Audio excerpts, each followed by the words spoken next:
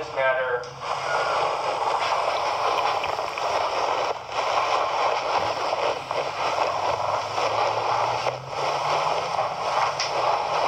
the court had extended the parties an opportunity to see if they can work things out. It's apparent to me, Mr. Moss, that those efforts did not come to fruition.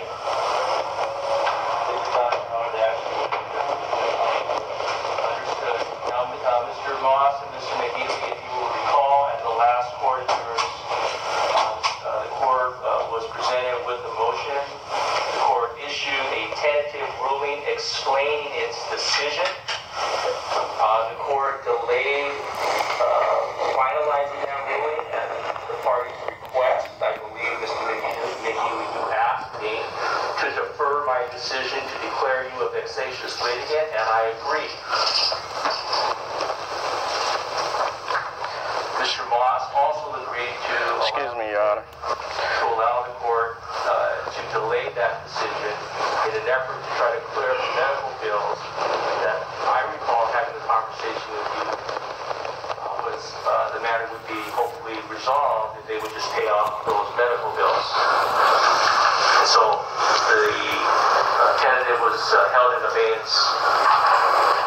Yesterday I saw no settlement. I posted the court's ruling adopting the tentative, declaring you a vexatious litigant, and ordering a pre-filing order per CCP 391.7.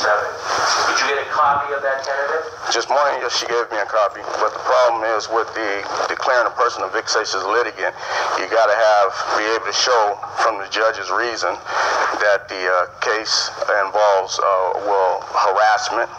I don't see anything where I harass someone.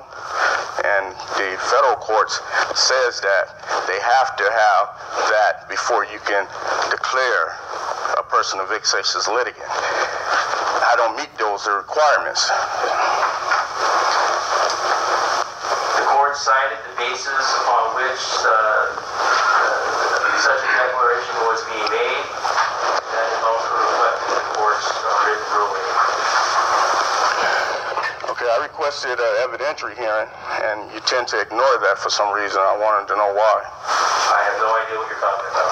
I put paperwork on file asking for evidentiary hearing concerning the evidence from the hot coffee burn, and the insurance company from McDonald's said they have a copy of the surveillance video.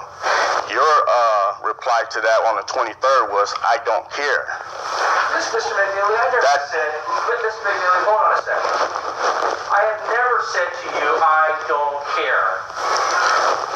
And on the 23rd, you never made that statement. I don't care? I don't care. You never made that statement. I don't care. In what context? I said it in my life. I was explaining to you that Brady versus Merlin says that the attorney has to turn over all the evidence in the case. I did not say I don't care about Brady. I said Brady doesn't apply. That's a criminal disclosure requirement, not civil. If you let me finish. After that, I told you what the settlement that they offered. I told you that they offered me a low settlement and my medical bills were close to $9,000. That's when it blurted out of your mouth, I don't care. When you said that, you sent a message to the defendant that you're biased and you're on their side. Mr. McNeely, you are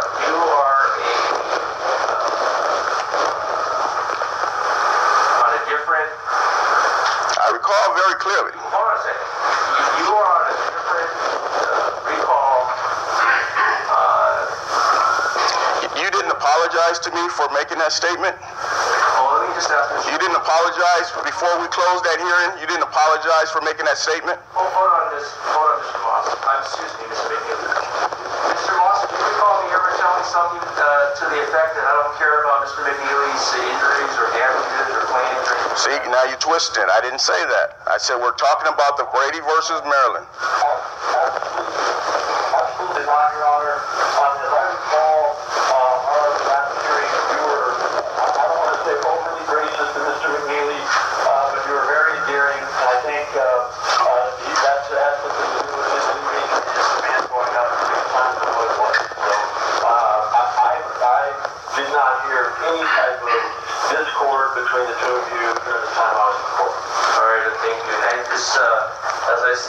now I'm hard-pressed to process me ever saying that to a partner. No, let me refresh your memory. That's when you told me that you were a criminal judge in Compton. Yes. And that's when we're talking about the Steve Charburger case. We're talking about Brady. The defendant had told you he brought a bunch of paperwork here that he wanted to turn over to me because I had request documents. He was willing to go through the process because he told you, I got a bunch of documents I need to turn over to him. After you made that statement, those documents never appeared. Mr. Moss?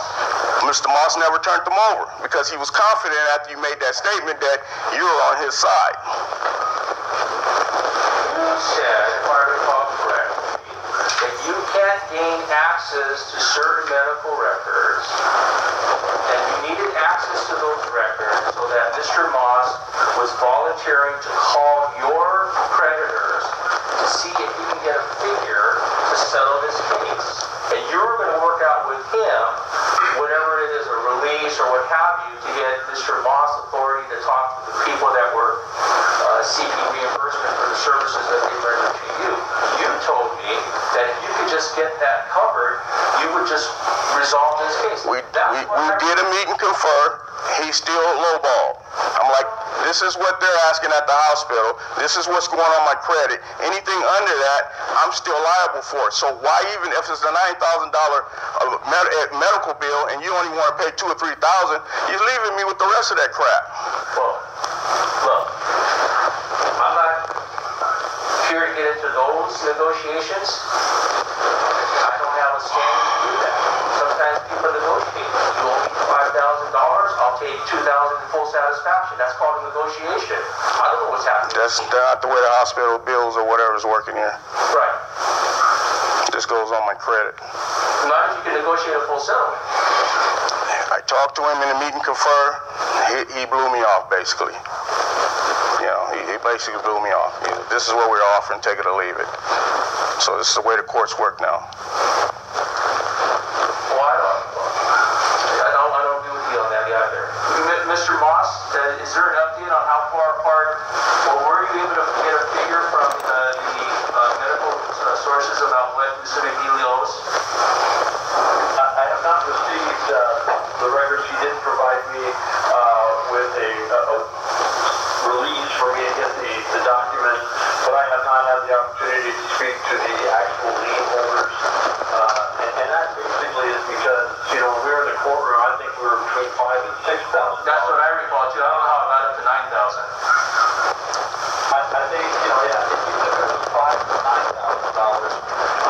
By the time we got home from the courthouse that day, it was $60,000. I see. Okay. Now, the bills was set at their price. They never even bothered to talk about the pain and suffering. They want to make the pleadings about, oh, the employee laughed at him. People can laugh all day long. There's no crime against someone laughing when a person get injured. Mr. McNeely, when you left this courthouse, you said to me, and I could be wrong, maybe it was $9,000, but I think what Mr. Moss said was more accurate. It was somewhere between $500 and maybe $6,500. But then somehow when you left there, that number grew. Now, if it grew, you have a right to pursue that. That's up to you, okay? But I can't help you at that point. I was trying to, Mr. Moss was willing to talk to your creditor on your behalf to see if he can negotiate a full settlement, reducing the amount of claims that... And he never did any of that. Hold on. That was, when we last saw each other, okay? Now, if something changed when you left this courtroom, I'm not privy to that. I wasn't brought into that change. I only know we left here on good terms. No, well, the conversation went more like he's doing me a favor. Well, whether he is, you know, and I don't see it as you doing me a favor when I got injured by your clients on your client's property. Ms. McNeely, we're going to wrap this up, but let me just say the following. Okay, if the goalposts move, I can't help you. The goalpost was the medical bills are X. If he pays those medical bills, however much he pays, then I'm good with this. We're done. That's what I remember our conversation to be. Just like I said before, we never discussed pain and suffering. That's different. We never discussed that. We're not talking about settling the case anymore. You've added something to the equation now. No, that's, if you look at my first complaint, pain and suffering has always been a part of my complaint. Okay, Mr. McNeely. Mr. McNeely, can you come clear to me now the dynamics or the scope of what we first previously discussed when I was brought into this case? What would it take to solve this case? You asked me, Judge, don't rule on this motion. Let me paraphrase. I didn't say don't rule on it. I said you can't rule on it. I said you can't rule on it due to the fact that I don't meet the requirements of a vexatious litigant. That federal court case in the high court has not even been ruled on. That doesn't come down until October. Then you have your remedies, Mr. McNeely. If you think that the court errs in its analysis, it's in writing. It explains why the court is ruling what it's doing. Yeah, I understand what you're saying. I also understand what case law I put in there tells you what the federal judges are looking for and what you have to put in the reason for claiming a person a vexatious litigant. You got to have that harassment piece. That's why when he came to court, he showed you a picture that he had no foundation on, didn't know where the picture came from, and he tried to enter that in as evidence when he had no knowledge or no personal knowledge of how that picture even came about. Thank you. Mr. Moss, anything further? Yeah, I apologize for taking more than the first time, but there are some points that I'd like to make and add possibly to your ruling on the vexatious litigant motion. We can provide some more briefing. I don't know if we're going to consider it, but since we last met, Mr. McNeely's appeal in federal court regarding McNeely versus Shepard has been dismissed, another case that is adverse to him. I also believe that... That's not true. I just called on that case. He cannot state a cause of action against Gallagher Bassett. The court was pretty clear on that earlier. He's attempted, and I've...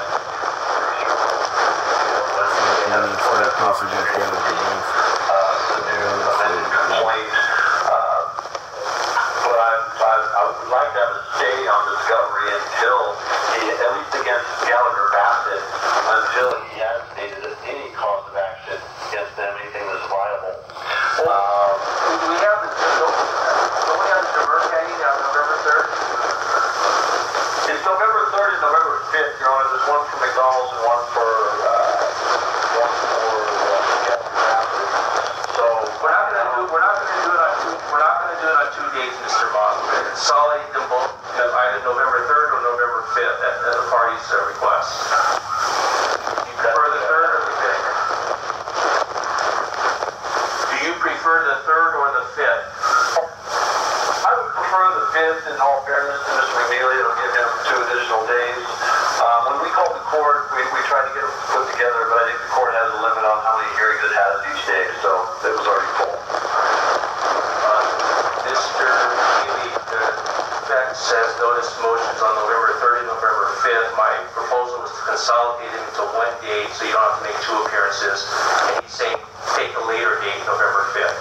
So do you have any preference on November 3rd or November 5th? November 5th is fine. Okay.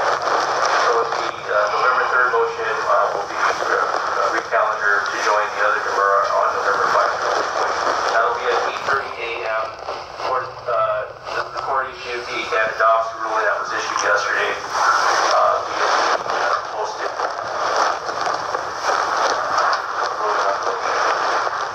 All right, yes, Mr. Moss? Yeah, Your Honor, I do have perhaps 2 more points, and I don't want to take the court's time with an ICC. No, not for pro-verse. No ICCs for pro-verse. Can I say something, Your Honor? Should I just file motions once they're viable? That is accurate. We do not do IDCs pro-verse because it's just a different procedure. I've never had an IDC pro-verse ever. Yes. We've been trying to take his deposition since November 8th, and he refuses to appear unless we pay transportation, parking, and his appeal. He is not here. I would like to file that motion and have it heard on November 5th as well, just to move things along if the court would accommodate that. As far as that statement go, Your Honor, that's a lie. I've always told him, and I told his partner, I'm ready to give you a deposition anytime, any place, anywhere. I'm the plaintiff here. I'd be glad to give you a deposition. I'm the only one who can testify in this hearing. He has showed up by himself. The court doesn't have jurisdiction due to the fact that this guy, the attorney, has showed up by himself. He has no personal knowledge of these facts. He has not put no affidavit or declaration on the court's records stating any of this to back any of this up. He hasn't showed up with one defendant. What's our motion counter on November 5th?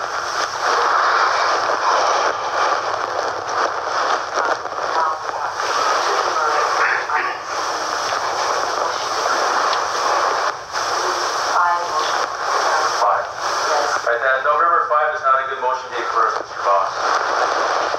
Okay. I'll check the court and find that available date. If you want to call the clerk and see if you can get a date in before the year is over, then that's fine. Okay. They're in violation of this discovery. On top of that, we also, are trying to get discovery from him. He has something that looks like a motion to compel an RFP. It only has one RFP in it, but it also just appears to be the request for production of documents. We're not quite sure what it is he filed or intended. As plain as the nose on your face, it's the surveillance video of the October 4th coffee barn incident that the insurance company agreed with me to produce. Well, you guys can work that out. They're in violation of discovery hearing procedure on that alone. And he knows that. So, Mr. Moss, if there's a discovery dispute that is calendar, Mr. McNeely has his own version of a discovery dispute. The court will address both parties' discovery issues, okay? Although if I don't have it teed up for me to review, I won't be able to give a precursor or a preliminary assessment of the issue. You know what his statement was when I asked him for it? He said, tell the court to make me give you a copy. So he knows that the evidence exists, but he's refusing to turn it over. Well, I would be surprised if any attorney takes that position. You would be surprised that that's what he said? The attorney says, make the court give you the... You want to hear the audio on that? I have it with me. I can pull it out right now. Well, we're going to have... Would you like to hear it? We're going to have a discovery hearing. That's as plain as the nose on your face. He said that. Well, we're going to have a discovery hearing. That's Mr. Moss is going to schedule. I request an evidentiary hearing. I've already did all that under your name. Under the last two judges as well as you. I filed a request for evidentiary hearing. I don't see it. You need me to show it? You have a second complaint. Okay, but I don't understand what you're asking for. I request an evidentiary hearing. You continue to ignore the fact that I request an evidentiary hearing. I don't know what you're asking for. But Mr. McNeely, you're not... Listen, I've got a whole calendar. If you're not going to... I cannot get this. I mean, you ignore my evidence like it ain't there. I filed everything I gave him. I filed with the court. You filed a complaint. Okay, we're past the complaint now. Hold on. Mr.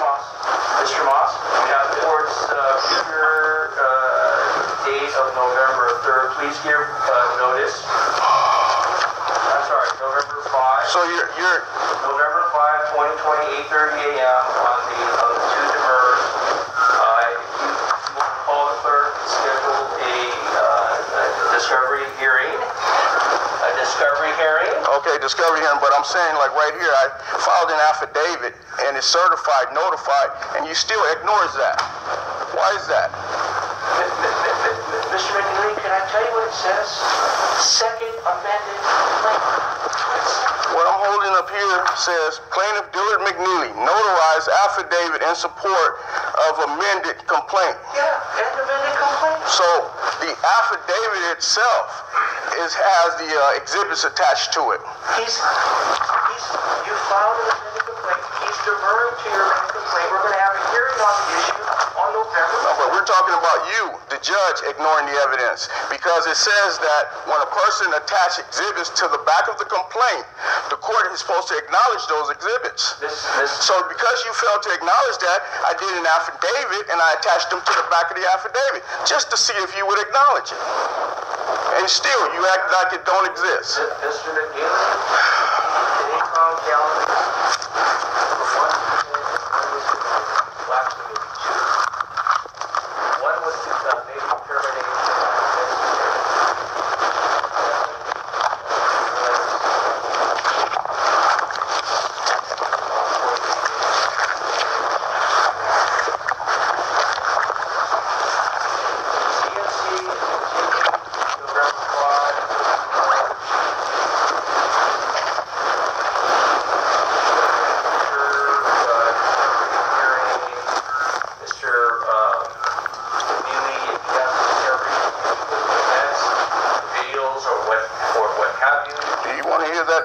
He said what he said. Let me finish.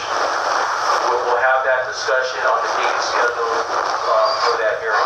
You can't just walk in and say, let's have that hearing today. It doesn't work that way. For the last 2 years, I've been questioning an evidentiary hearing. For the last 2 years, sir. Okay, that's why. For the last 2 years, so stop. Okay. This is why. Mr. McNeely, stop. I haven't been here for the last 2 years. I'm aware of that. I'm aware of that. That's why I put this stuff under your name. And there's going to be a time and a place to have that hearing. You're not going to just walk in and demand that hearing when you want. I'm not walking in demanding it. That's why I said it's been 6 months since you've been on the bench and I've been requesting it. Your timeline is completely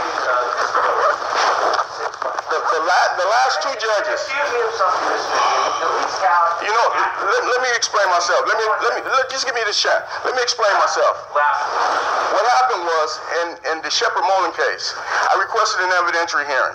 And you know what he told me, the judge said? He said, because they filed their motion before you, I have to take their motion.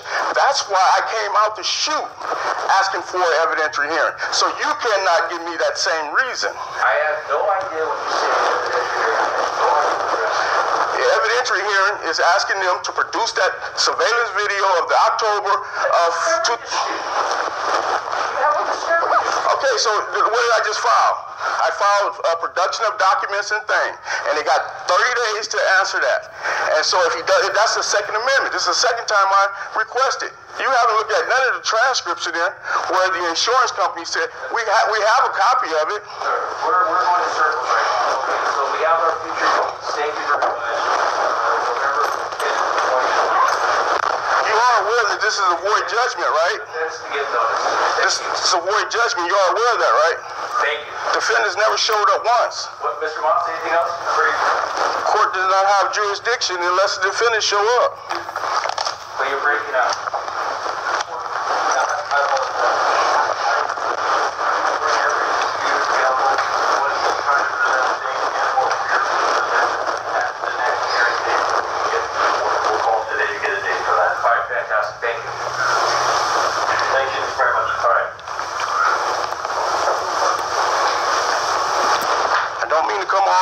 Upset or arguing with you, but I just don't appreciate it when people ignore my evidence. This has been going on. I've been fighting cases for the last 10 years, and I know when a judge is ignoring my evidence. And that's when I learned from another judge. Learn to speak up, open your mouth. And that's what I've been doing here. And what he told me is, he says he's a state employee, and he could be sued for violating someone's constitutional right just like any other state employee under Section 1983. So that's why I'm making sure that you understand what I'm filing when I file it. But if you want to ignore it, then that's on you. I can't make you read it. That's the thing about it. There's a procedure to get certain requests before the court attention, and it's a hearing. And it is not working here. Look, you're representing yourself. Are you biased against that? Excuse me? Are you biased against a pro per litigant representing himself? Why would I be biased against a pro per representing himself? It's the fact that you brought it up. The federal courts don't mind. I gave you case law on it. Pulaski versus CIA. Why would I It says that both litigants, I don't know why. But you've already showed, as far as I'm concerned, you already showed bias. I wake up every day, I come to work, I try to... I understand it, but see, that ain't for me to do. You know who you're going to have to answer to for all that? Is God himself. Because you're playing judge. You're playing the role. He put you in that position for a reason. So if you want to abuse your powers, then go right ahead. There's a point where you're going to go beyond Mr. McNeely, where you're just you've sort of lost all basis of reality. No, you're just not reading my paperwork. You're not reading my paperwork. There's a time and a place. Today wasn't that time, and today's not that place. That's all I'm saying. I'll accept that. Thank you. Have a good day. You too, sir. You want to show me down? Show me out.